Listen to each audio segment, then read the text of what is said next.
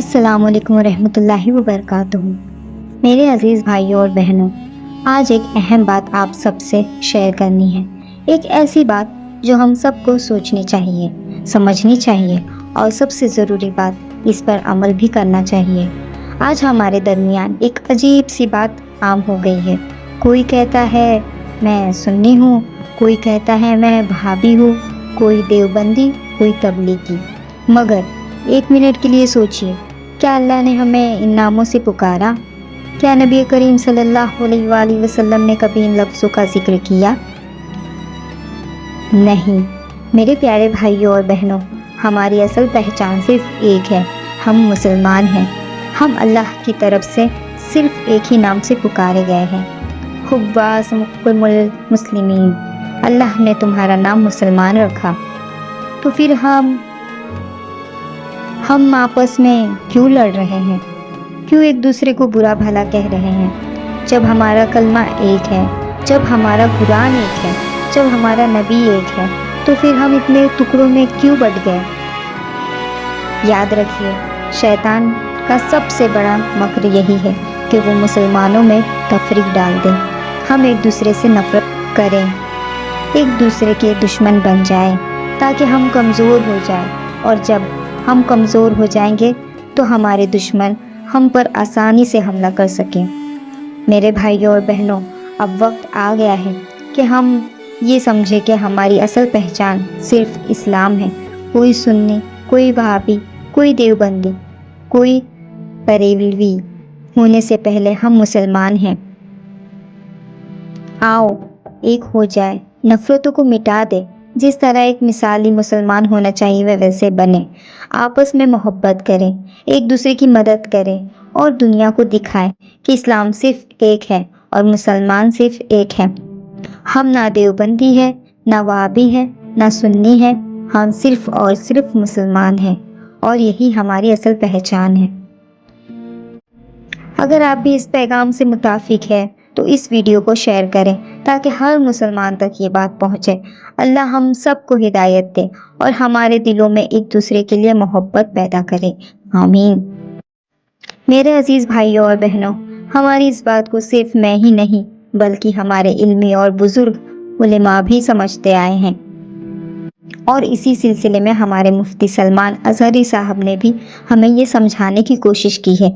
आइए देखते हैं वो हमें इस बारे में क्या नसीहत देते हैं। मौलाना अशरफ अली थानवी देवबंद के बड़े आलिम हैं, उनसे ही सवाल किया किसी ने। आला हजरत के विसाल के बाद कहा आपके मुखालिफ थे, वो इंतकाल हो गया। उन्होंने अफसोस जाहिर किया, वो बड़े आशिक रसूल थे। कौन कह रहे हैं? अशरफ अली थानवी साहब कह रहे हैं वो बड़े आशिक रसूल थे। हैं मजमे में कहा वो आपको काफिर कहते थे, आपकी जमात को।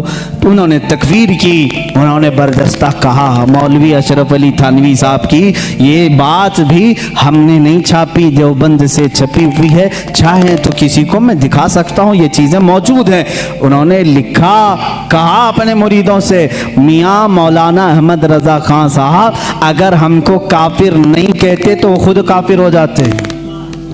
अजीब बात है, अजीब बात है।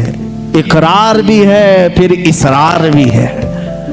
कह रहे हैं अगर वो हमें काफिर ना कहते तो खुद काफिर हो जाते, इसलिए कि उन्होंने इश्क़ रिसालत में डूब करके देखा कि ये रसूल के खिलाफ तहरीरें आई हैं, तो उन पर फर्ज था कि वो इन तहरीरों के खिलाफ लिखें और उनका कुफ्र साबित करें। उन्होंने वो काम किया है। ये दुगले लोग होते हैं, इधर भी बोलते हैं उधर भी बोलते हैं। जब आपको मालूम है तो तौबा कर लेते बेचारे, सारा मामला ही खत्म हो जाता। और फिर ये बहस बहुत लंबी हो जाएगी। मैं दूसरे दीगर मकातिब फ़िक्र के उलमा की बातें अगर बताऊं, दीगर उलमा जो अहले हदीस के उलमा हैं, देवबंद के उलमा हैं, गैर मुक़ल्लिदीन के उलमा हैं, उन्होंने भी लिखा है कि आला हज़रत इमाम अहमद रज़ा खान रहमतुल्लाह तआला अलैह का कोई सानी नहीं था। इल्म में उनका कोई सानी नहीं। हमारे उलमा की बात छोड़ें, मैं दीगर मकातिब फ़िक्र के उलमा की बात कर रहा हूँ। मौलाना अबुल उला मौदूदी, मौलाना अबुल हसन नदवी और दीगर लोगों के साथ साथ शायर मशरिक अल्लामा इकबाल ने भी कहा है। इकबाल का तराना बड़े ज़ोर और शोर से गाते हो। हाँ, उन्होंने क्या लिखा है? कहते हैं अगर इमाम आज़म अबू हनीफा अपने ज़माने में अहमद रज़ा खान साहब को देख लेते तो अपने ख़ास शागिर्दों में रख लेते हैं और कहा कि इस ज़माने के वो सानिए इमाम आज़म अबू हनीफा हैं। हम नहीं कह रहे हैं, ये शायर मशरिक़ अल्लामा इकबाल कह रहे हैं। वो उन्होंने कहा इसीलिए अपने तो अपने हैं, सारे लोगों ने उनके इल्म का लोहा माना है। आज जिसको तकलीफ है तो तकलीफ होने दो, सब उनसे जलने वालों के गुल हो गए चिराग। अहमद रज़ा की शम्मा फरोज़ा है आज भी। बारगाह रसूल सल्लल्लाहु तआला अलैहि वसल्लम में आला हज़रत रज़ियल्लाहु तआला अन्हु की नातें तिलावत करो, पढ़ो, तुम्हारा इश्क बढ़ेगा, मोहब्बत रसूल में इजाफा होगा। देखो उन्होंने हमारा मकसद ज़िंदगी भी हमें बताया है। रसूल करीम सल्लल्लाहु अलैहि वसल्लम की बारगाह में कैसे फिदा होना चाहिए ये भी उन्होंने अपने नातिया दीवान में बताया है। ज़मीन व ज़मान तुम्हारे लिए, मकीन व मकान तुम्हारे लिए। ये नात पाक में हर चीज़ को उन्होंने कायनात की घेर करके रखा और फिर ये कहा या रसूल अल्लाह सब तुम्हारे लिए है। यही एक मोमिन की मक्का मकसद ज़िंदगी होना चाहिए। आला हज़रत ने हमें ये सिखाया है, दहन में ज़ुबान तुम्हारे लिए, बदन में है जान तुम्हारे लिए। हम आए यहाँ तुम्हारे लिए, उठे भी वहाँ। आला हज़रत ने हमें ये सिखाया है, उम्मती होता है रसूल के लिए, मेरे आका के लिए जीना सीखो। जीना में चमन, चमन में समन, समन में फबन, फबन में दुल्हन, सजाए मेहन पे ऐसे मिनन, या अमनो अमा तुम्हारे लिए। क़यामत का नक्शा पेश करते हुए भी आला हज़रत ने अपने रसूल पाक सल्लल्लाहु अलैहि वसल्लम की बड़ाई यूँ ज़ाहिर की है। फरमाते हैं खलील व नजी, मसीह व सफ़ी, सभी से कहीं न बनी। खलील व नजी, मसीह व सफ़ी, सभी से कहीं ना बनी। ये बेखबरी की खल्क फिरी कहाँ से कहाँ तुम्हारे लिए। इशारे से चांद चीर दिया, छुपे हुए खूर को फेर दिया, गए हुए दिन को असर किया, ये ताबो तमा तुम्हारे लिए। या रसूल अल्लाह सबा वो चले के बाग फले, वो फूल खिले के दिन हो भले, लिवा के तले सना में खुले, रज़ा की ज़ुबान तुम्हारे लिए। जिंदगी को शुरू किया ज़मीन और ज़मान से और ख़त्म कर रहे हैं अपने आखिरी शेर में लिवा के तले। लिवा कहते हैं वो झंडा जो अल्लाह ताला अपने हबीब को क़यामत के दिन अता करेगा, जिसको लिवाउल हम्द कहते हैं। अल्लाह ताला उस दिन हुजूर को ये झंडा अता करेगा और खुश नसीब मुसलमान उस झंडे के तले जमा भी होंगे। मेरे आका अपने उम्मतियों को उस झंडे तले जमा करेंगे जो उनकी मोहब्बत में जीते मरते थे। आला हज़रत फरमाते हैं लिवा के तले, उस झंडे के तले भी या रसूल अल्लाह सना में खुले, रज़ा की ज़ुबान तुम्हारे लिए। ये ज़िंदगी का मकसद होना चाहिए। आखिर में इन नातिया अशआर से अपनी गुफ्तगू को ख़त्म करता हूँ।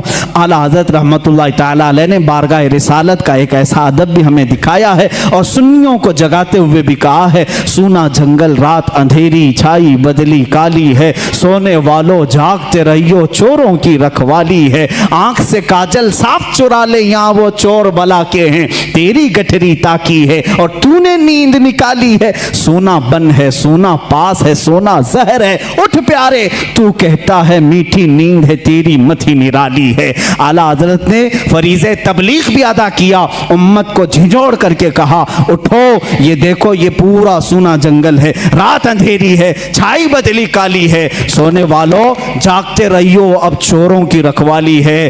पार्लियामेंट में भी चोर हैं, तख्त पे भी चोर हैं, अदालत में भी चोर हैं, हर जगह चोर हैं और ऐसे चोर हैं आंख से काजल साफ चुरा ले यहाँ वो चोर बला के हैं और तेरी गठरी ताकी है, सारे दुश्मन तुम्हारे ही हैं, तुम्हारे ईमान की गठरी देख रहे हैं, तेरी गठरी ताकी है और तूने नींद निकाली है।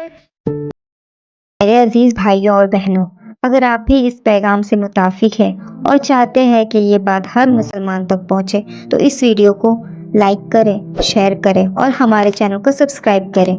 हम इसी तरह हक और सच्चाई की बातें आप तक पहुंचाते रहेंगे। अगर आपके पास कोई सुझाव हो या आप किसी खास टॉपिक पर वीडियो देखना चाहते हैं तो कमेंट्स में ज़रूर बताएं। जज़ाकल्लाह खैर। अल्लाह हम सबको समझने और अमल करने की तौफीक दे, आमीन। ये हामिदा वॉइस है जहां हम आप तक हक और सच्चाई की बातें पहुंचा रहे हैं। मिलते हैं अगली वीडियो में, तब तक के लिए अल्लाह हाफिज़।